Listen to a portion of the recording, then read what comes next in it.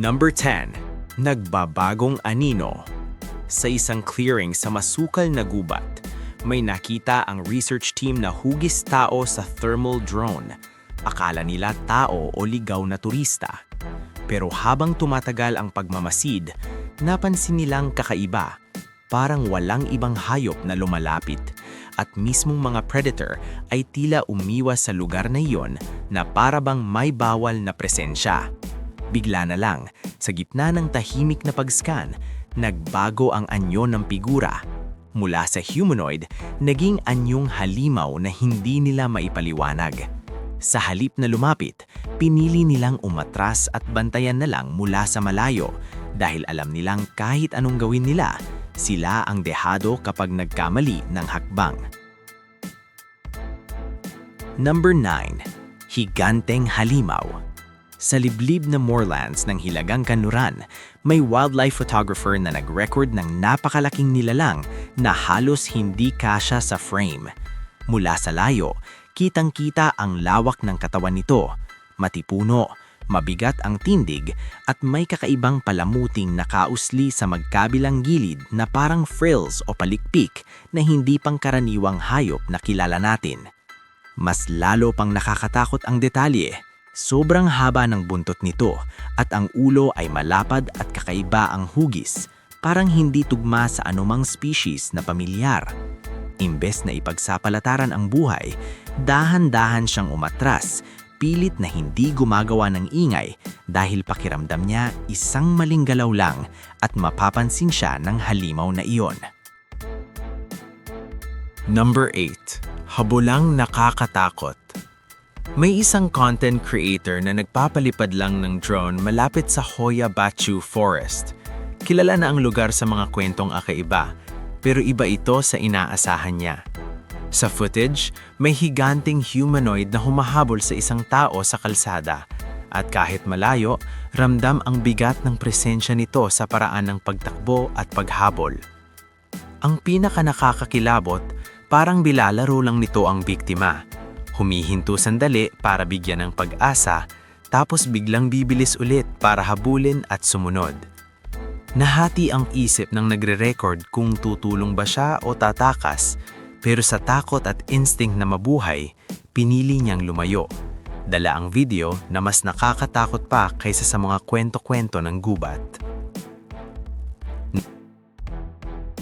Number 7. Huling tribo sa gubat. Habang nagsusurvey sa Amazon gamit ang malalakas na aerial lenses, may mga researcher na nakakuha ng bihirang footage ng isang tribong hindi pa nakokontak. Kita sa malayo ang grupo, malapit sa mga ilog sa liblib na bahagi, at kapansin-pansin ang pulang pintura sa katawan nila, pati ang simpleng kasangkapang gamit na tila mula pa sa panahong bato. Ang impormasyon tungkol sa kanila ay laging sensitibo, dahil kahit simpleng paglapit ng outsider, illegal logging man o curious na contact, pwedeng magdala ng sakit at tuluyang sirain ang pamumuhay nila. Kaya imbes na gawing attraction, mas naging babala ang kuhang iyon. May mga komunidad na nabubuhay pa rin ng tahimik at isang maling galaw lang ng modernong mundo, pwedeng mawala sila magpakailanman. Number 6. Bigfoot sa Oklahoma. Matagal nang may bulong-bulungan tungkol sa isang humanoid na gumagala sa kagubatan sa Oklahoma. Kaya nang dumami ang report, umabot na ito sa punto na pati mga otoridad ay nagsagawa ng aerial survey. Mula sa itaas, sa gitna ng mga puno, may nakita silang matangkad na figura na nababalutan ng maitim na balahibo at ang tindig nito ay hindi pangkaraniwan para sa karaniwang hayop sa lugar. Ang mas lalong nagpatibay ng takot ay ang konteksto. Wala namang ulat na mga ape o katularan na hayop sa gubat na iyon, kaya ang nakita nila ay parang hindi dapat na andoon. Dahil dito, naging mas mahigpit ang access sa paligid na para bang may kailangang ikulong o kontrolin kahit walang malinaw na paliwanag kung ano talaga ang hinahanap nila. Number 5. Goatman sa Utah. Sa Uinta Basin, isang lalaki ang nakakita ng nilalang na halos 9 na talampakan ng taas. May lakad na parang tao pero may mga paa na may hoof, matitipunong braso at ulo na may sungay. Sa unang tingin pa lang, tumama na ang agad sa isip niya ang mga kwentong urban legend.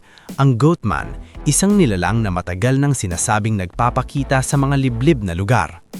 Hindi siya nagingay at hindi niya hinayaang mapansin siya, pero sinundan niya ito mula sa malayo hanggang sa humantong sa isang kuweba. Doon niya naunawaan kung bakit parang sigurado ang nilalang sa kilos nito, parang iyon ang taguan o tirahan nito. Gusto man niyang patunayan ang nakita, hindi niya pinasok ang kuweba dahil alam niyang sa loob ng madilim na butas na iyon, isang segundo lang ng kapusukan ang katapat ay buhay niya mismo. Number 4. Itim na salamangka. May isang video na kumalat ng anonymous, parang sadyang ayaw ipaalam kung sino ang nag-record dahil masyado raw delikado ang nakita niya. Sa footage, may mga taong nakaputing robe na nakapalibot sa isang ritual na parang maingat at sabay-sabay ang galaw habang may hawak silang kandila at tila may binibigkas na dasal o orasyon sa gitna ng dilim. Ang pinaka nakakapangilabot, may babae sa gitna na biglang umaangat, parang lumulutang habang ang iba ay nananatiling nakapirme na parabang normal lang sa kanila ang nangyayari. Walang malinaw na paliwanag kung siya ba ang iaalay o siya ang pinuno nila. At mas lalo pang nakakabahala dahil bigla na lang naputol ang video, iniwan ang lahat sa tanong at kaba na parang sinadyang putulin bago pa may mas malalang mangyari. Number 3. Lobo na nakatayo. May mga biologist na pumasok sa isang hindi pa namamapang bahagi ng gubat sa Florida para mag-document ng wildlife. Pero ang nahanap nila ay hindi tugma sa kahit anong kilalang hayop. Hindi ito sobrang tangkad, pero humanoid ang porma. Balot ng maikling brown fur at may mahahabang magulong buhok na halos abot tuhod na parang kombinasyon ng tao at hayop na hindi dapat posible. Habang papalapit ito, tumingala pa ito sa kamera at lumitaw ang ekspresyong tila may isip, hindi yung basta hayop lang na nagkataong dumahan. Nakakagulat din na kalmado ito, hindi agresibo, kaya mas nakayang i-monitor ng mga biologists pero hanggang doon lang ang kwento. Wala pang kasunod na ebidensya ng ibang kapareho nito, kaya nananatiling misteryo kung isa lang ba itong isolated na nilalang o may mas malaking sekreto ang gubat na iyon. Number 2. Gumigising na higante. Sa kabundukan ng Atacama, may isang hiker na nakaramdam muna ng panginigig ng lupa.